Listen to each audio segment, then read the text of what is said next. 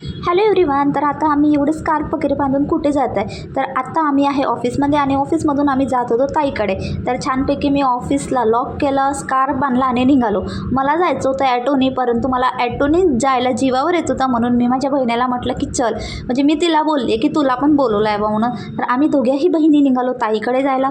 तर माझ्या बहिणीच्या गाडीवर बसायला मला आधी खूप भीती वाटायची, पण आता मनसोक्त वाटते, मस्त फिरायला आवडते.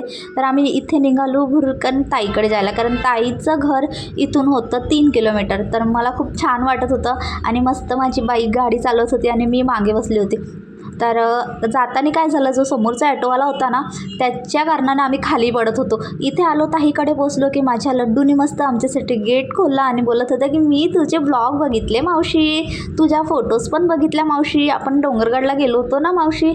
आमच्या खूप खूप खूप म्हणजे खूप लाडाचा हा पिल्लू आहे. त्यानंतर वरती गेलो, ताई तिचं काम करत होती. तर कसा वाटला ब्लॉग कमेंटमध्ये नक्की सांगा.